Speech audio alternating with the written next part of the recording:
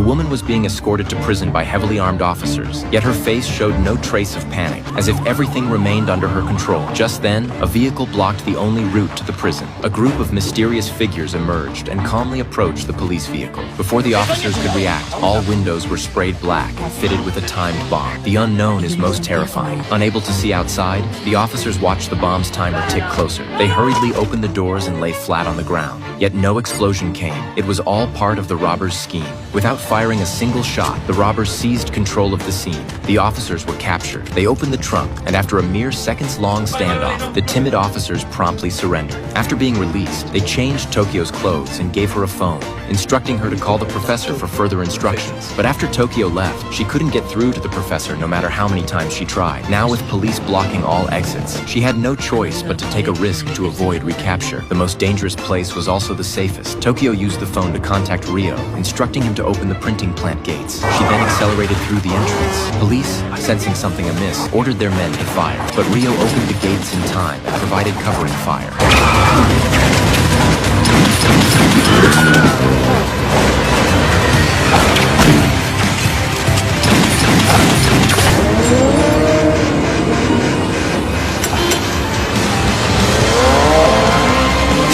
Under her teammates' cover, Tokyo successfully returned to the facility. Yet one teammate took multiple bullets shielding her, leaving her deeply guilt-ridden. She could have waited outside for the professor's call, but her impulsive action cost her comrade's life. After several setbacks, the robbers finally united internally, ending their infighting. Just then, the professor suddenly called, revealing his identity had been compromised and ordering everyone to evacuate the facility. But the tunnel wasn't finished yet. Most crucially, they needed to establish contact with the professor. To expedite the evacuation plan, the professor enlisted Serbs to dig from the outside, while Berlin and others dug from within. Through their combined efforts, they finally opened a passage on the 5th day inside the printing plant. By then, they had been trapped for 125 hours. The professor and his team were finally reunited. The chess game he had meticulously planned for 20 years was finally about to be realized. They removed a listening device from the man's body. Then, they placed the device into a box filled with gel. Nearby, a recorder was playing snoring sounds. Meanwhile, the police officers listening through the bug were intently listening to the snoring. It turns out that before the police exchanged hostages with the robbers, they had secretly implanted a listening device and a tracker into Rio's body to eavesdrop on the robbers' conversation.